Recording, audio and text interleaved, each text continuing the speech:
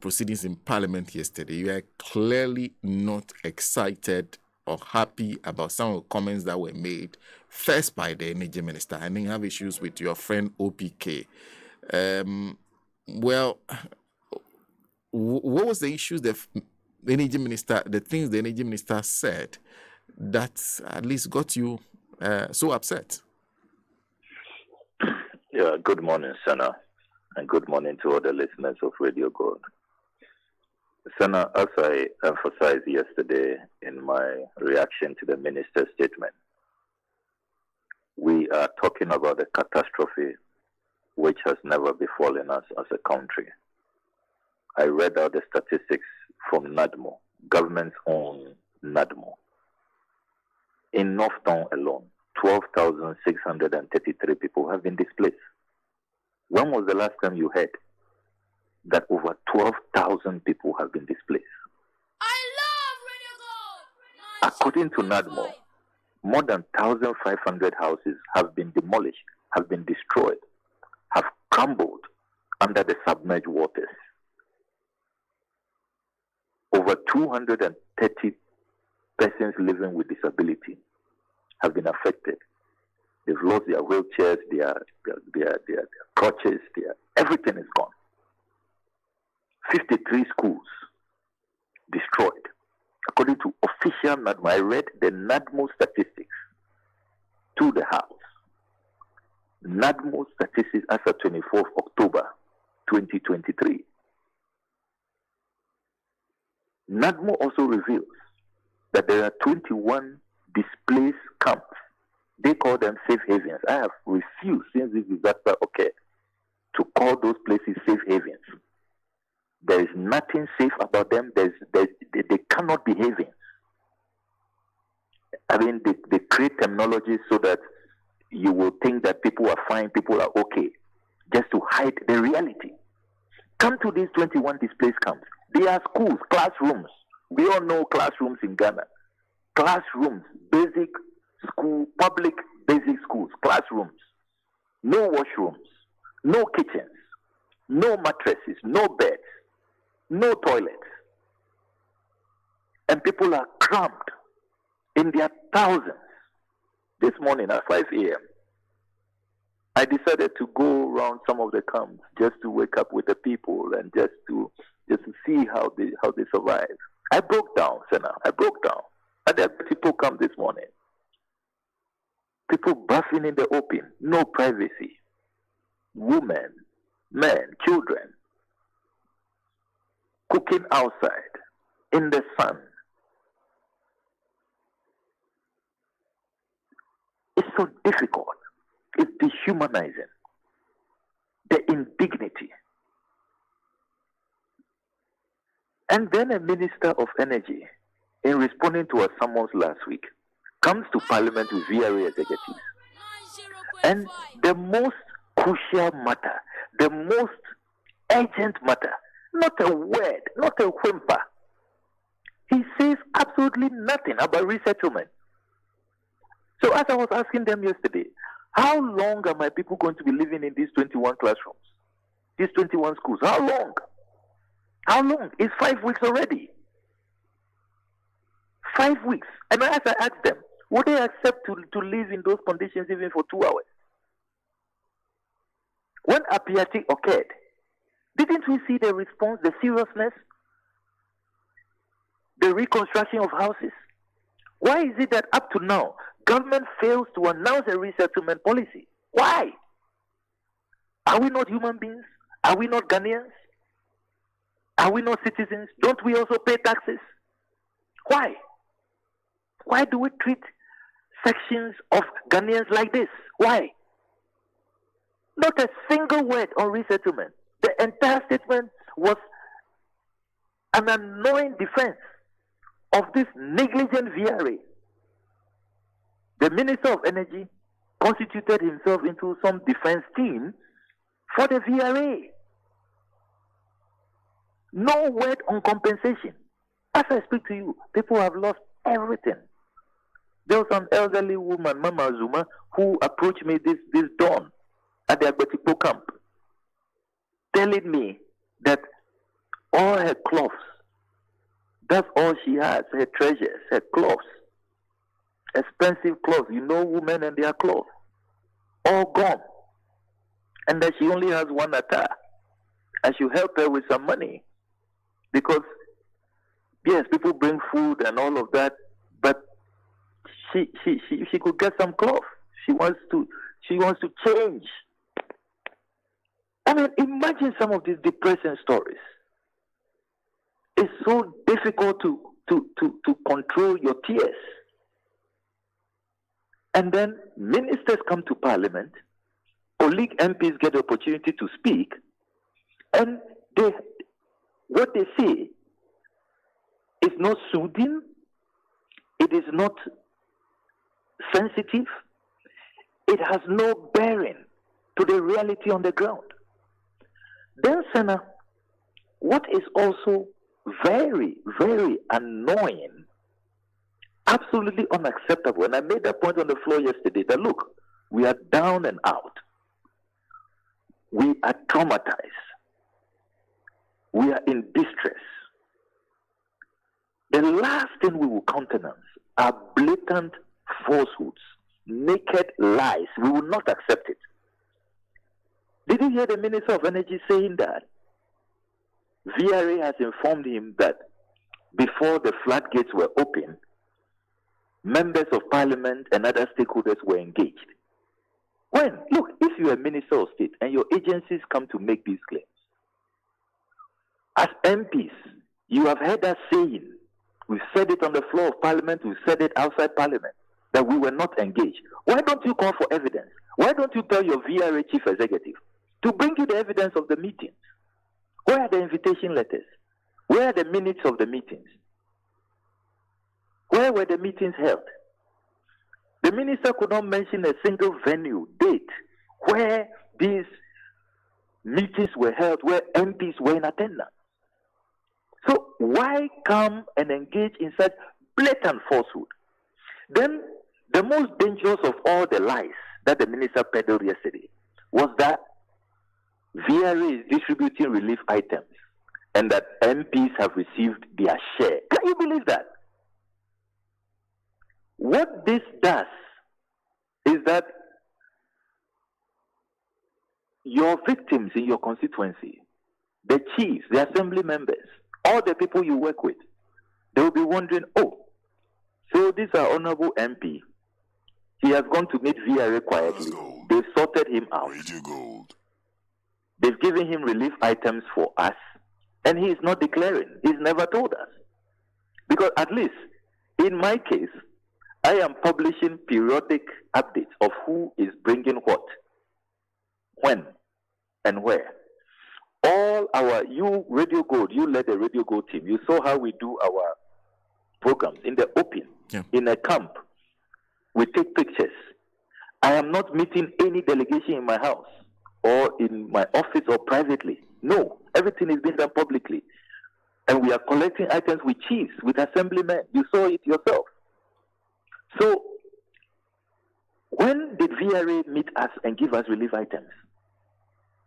Then OPK also decides to exhibit what I insist was satanic conduct. That finance minister visited my constituency and finance minister gave me personally relief items. I mean, such hogwash, such satanic mindset. And I am glad that when the finance minister came, he came with a lot of journalists. The finance minister only told us that he brought some items.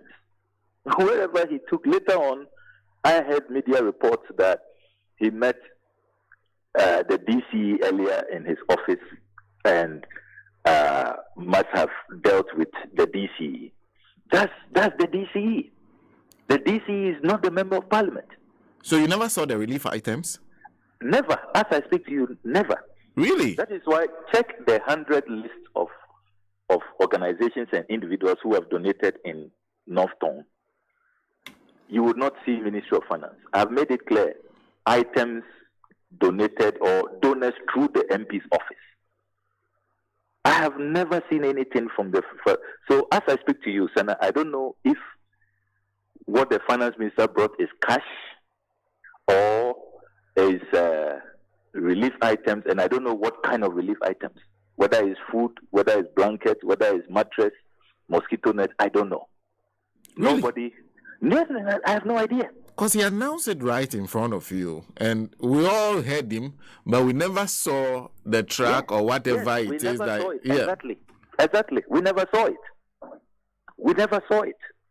And as I speak to you, I've never seen what the finance minister brought, and I don't know if he indeed brought anything. I have no idea. All the finance minister did after the engagement with the chiefs was that he wishes to see the level of devastation. And so if I can help guide them, because at that time, the DCE had to leave to go and meet the president. The president had asked to meet with some Aveima chiefs, and the DCE was leading them there. So I had to perform the task of leading the Minister of Finance and his team around. I remember that in my presentation, I had made the point that I expect 2 items in the 2024 budget, that his visit must necessarily lead to those 2 items, resettlement allocation, and then an allocation in the budget for compensation. And so I wanted him to see the level of devastation. That is why I took him round. I have never received any item from government officials, from any Minister of Finance, any minister whatsoever. Not from the Minister of Education, who I saw you with. Not from the Minister of Education.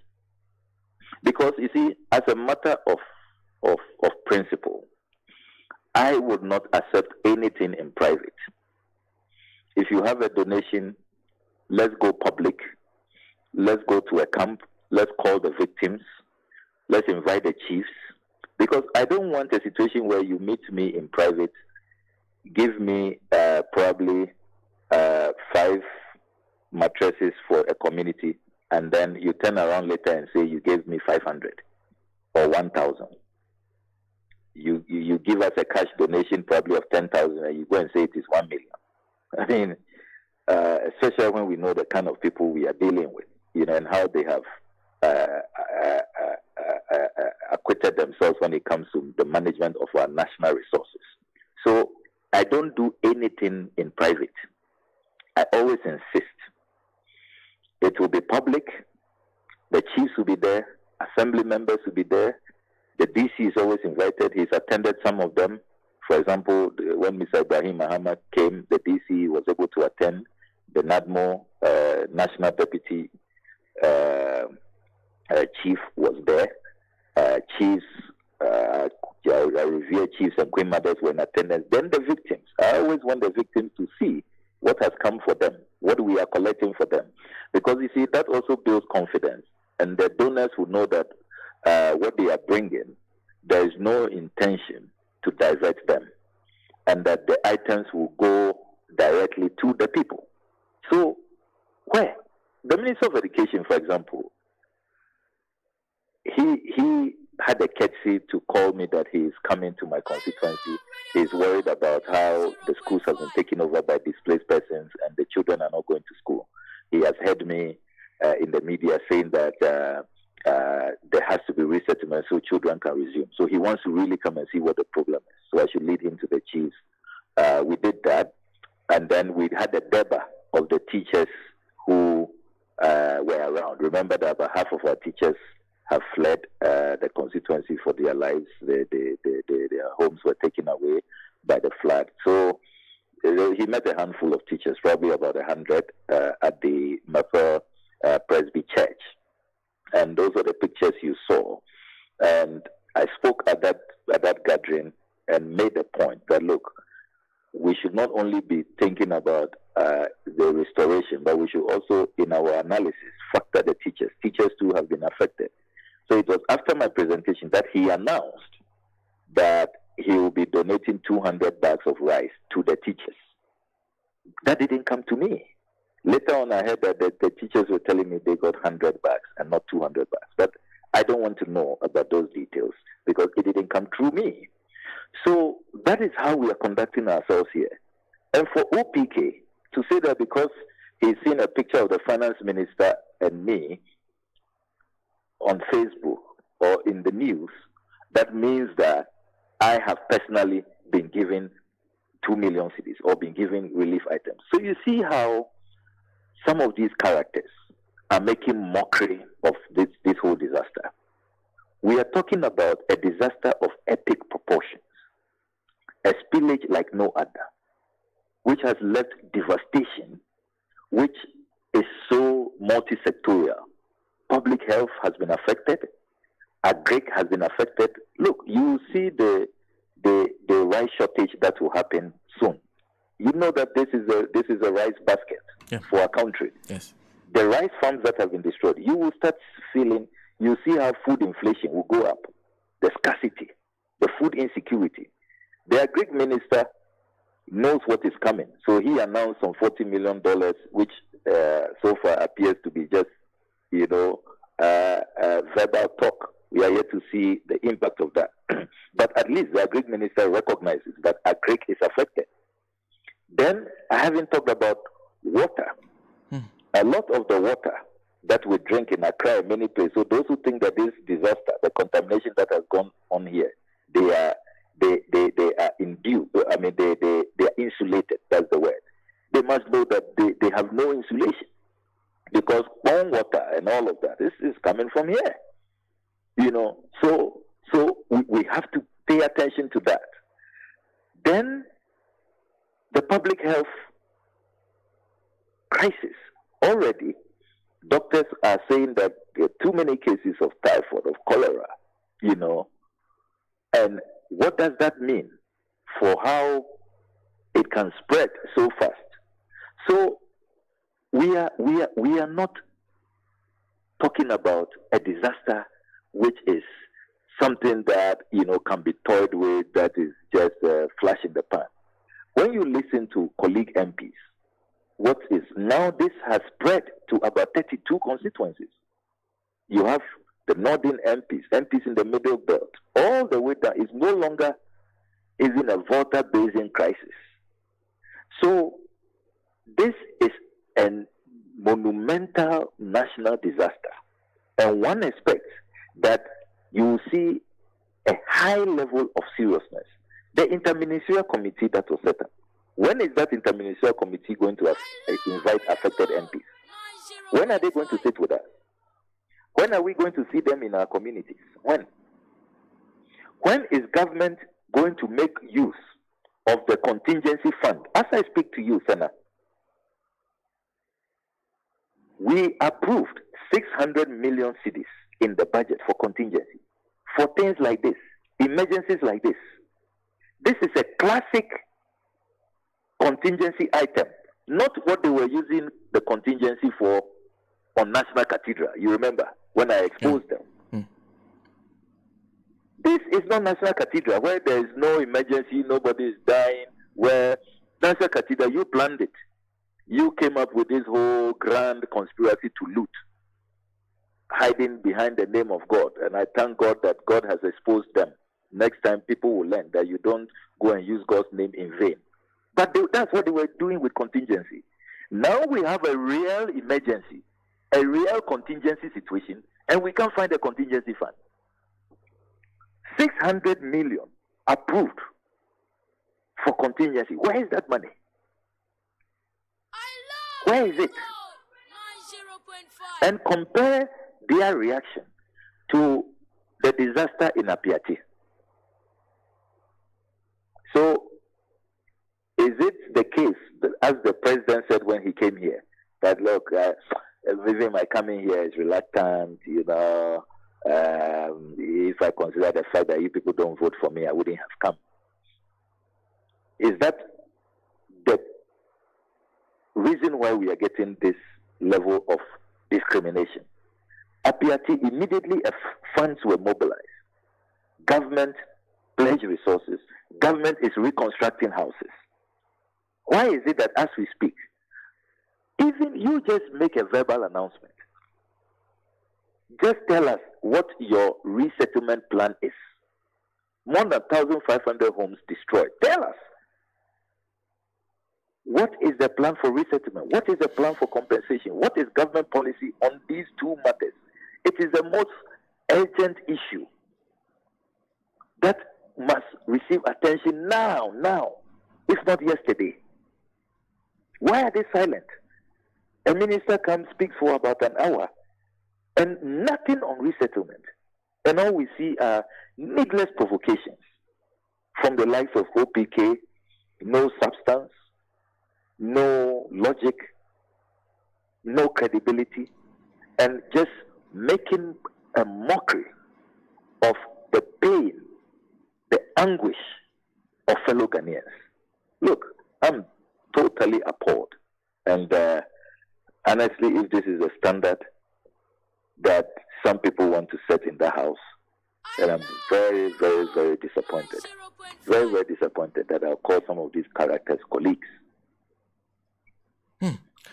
There was one other thing he said that it was difficult to not notice because he said, one, they should set up a central collection point for all relief items. I guess he took note of that.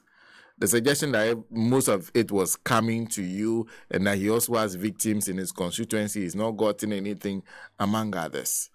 Did you take note of that? I did, and it's clear to me. He was even taking on, he even added words. He said that the finance minister hasn't visited him, education minister hasn't visited him. You know, I mean, the level of pettiness, the level of insensitivity, indiscretion is totally mind-boggling, Senna. Look, are we not all Ghanaians? You forget about the fact that we are the epicenter. North Tongue, what has happened in North Tongue, what happened in Mepe, what happened in Siko is so tragic. It even made international news. Didn't they see the international media outlet? Why didn't the international media come to imprise? Because the story in North Tongue is so tragic. There are always degrees of impact. Yes, we solidarize with everybody. But the fact of the matter is that this is the epicenter. And look, should it matter that private people are receiving attention or giving us attention and you are not getting the same attention? Ready to go. I mean, is that an issue you should raise? I mean, so you would wish that Ghanaians will behave like what the president is doing, like what their government is doing. They don't know that a lot of the attention we are getting is because Ghanaians have realized that if we say we will wait for the government, after listening to the president when he visited them, after listening to the sanitation minister, who callously attacked the victims, blamed the victims, and said, look, we told them to move. They will move. Now see, we have to waste money on all these things. The height of callousness, of cruelty, that is what has touched the heart of many Ghanaians. And Ghanaians are seeing how on our own, look at all the intervention we have done on our own. On our own, we are doing classes, we are buying school shoes, school bags. On our own, we are helping out, we are doing fumigation. On our own, we've reached out to private people. Look at what engineers and planners, Mr. Ibrahim Mahama, God bless him.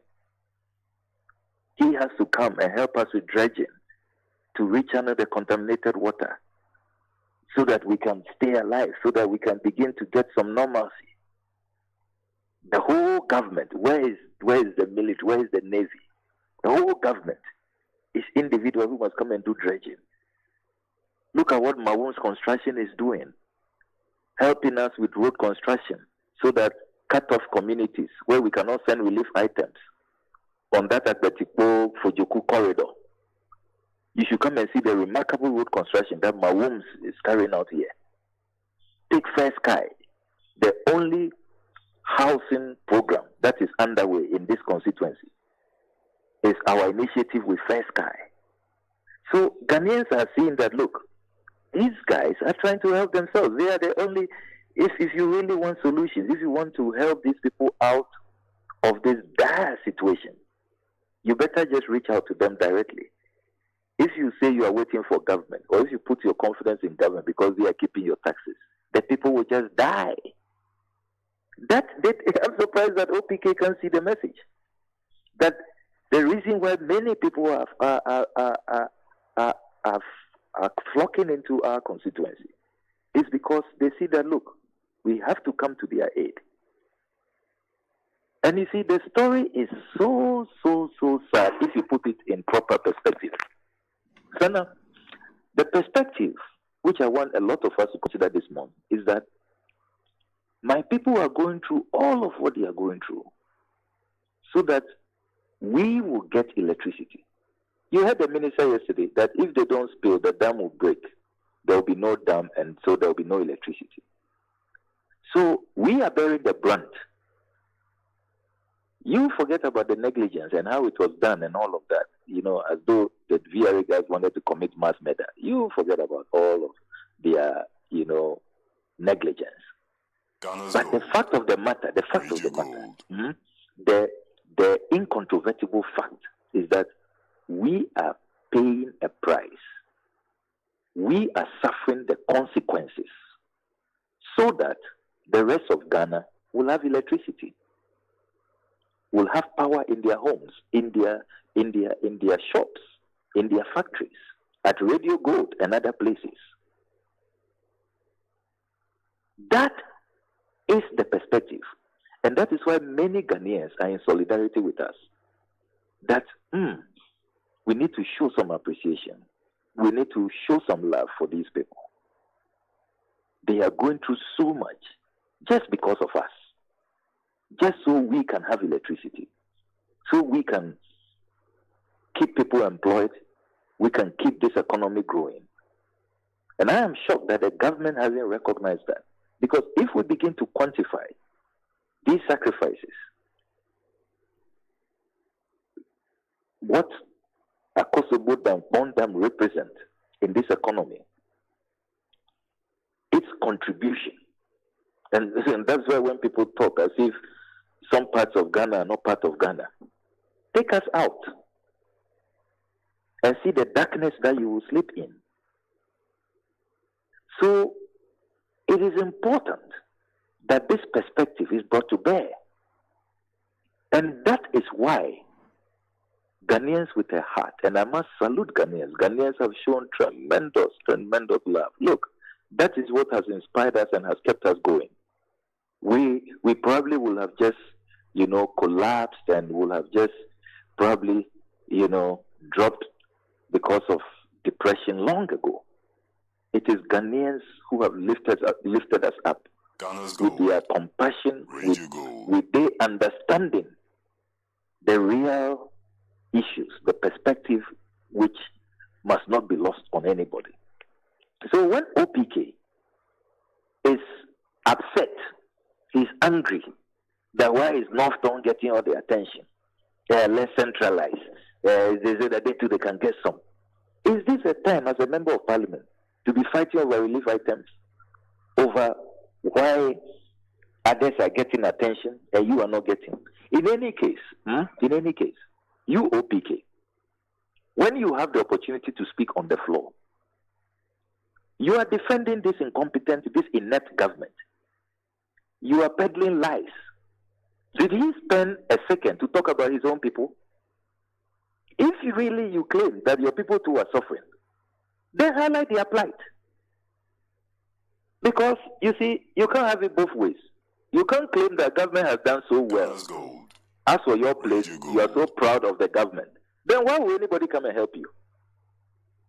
So, the contradiction, walking contradiction, an epitome of illogicality. How can anybody come and help you? When anytime you get the opportunity, you are praising this inept government when nobody can see what they are doing. Even the government, I'm sure sometimes the government is shocked when they listen to OPK.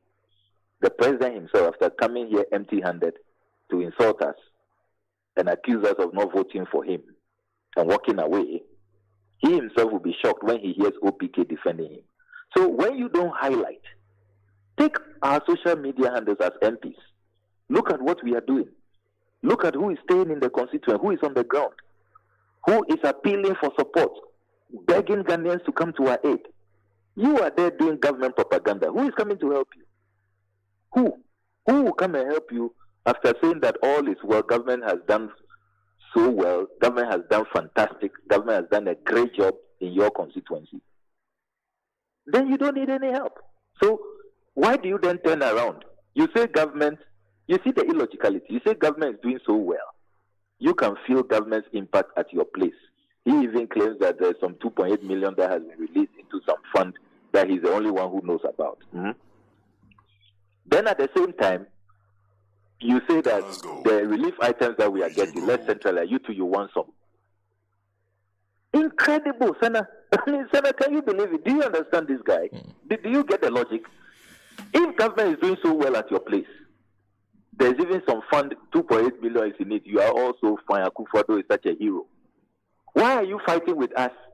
We say government is not doing enough. There's no resettlement policy. No compensation. We have been abandoned. So, why won't people come to our aid? Then we who are not getting any of the things that you say government has done for your people. You say that why are people coming to our aid and why are they not coming to you? I mean, please, look, some of these characters, I don't think we should waste airtime on them because you can't get the head and tail. There's no logic. They are not sensitive to the plight of people. We are talking about a serious disaster of epic proportions, a humanitarian crisis. People are living in insanitary conditions. There's total indignity.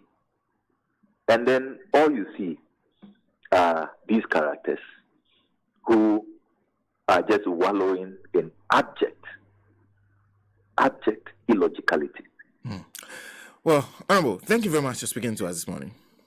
Always welcome. Yeah, we always wish you all the best. Thank you. Thank you so much. Honorable Okudzeto Ablakwa is Member of Parliament for North Tongue, joining us. Of course, like Nancy promised, she says she'll be in studio throughout. And she's still yes, here. she's yes, she hasn't gone anywhere yet. She's still here. You know, I remember when I came back from North Tongue, the very first thing I said was that I've never seen a heaven like that in my life before. In fact, if that's the heaven that we've all been struggling and say we are going to heaven, if that's the place that they are taking us to, then let's enjoy here and suffer after. Because me, I don't see, I've never seen, if I ever thought heaven was like that, I would have stopped church. Because I don't see. Because really, when you go on the grounds, our lawyer was not there. One, access route to the heaven is a problem. How you get to the heaven is an issue. If you are not careful, you get stuck somewhere. In fact, a heaven where Okudzeto Ablakwa had to rally people to do access route to the heaven. That is one. Secondly, when you go to the heaven, the rooms in the heaven, people are living in classrooms, clamped in classrooms. See the old classroom type, 6-unit classroom block that people used, that we are used to, that we went to school. That's the primary type of this thing. That's where people are living. That's the kind of building people are living in. And when you ask them, how are you sleeping? They say, we lay our cloth on the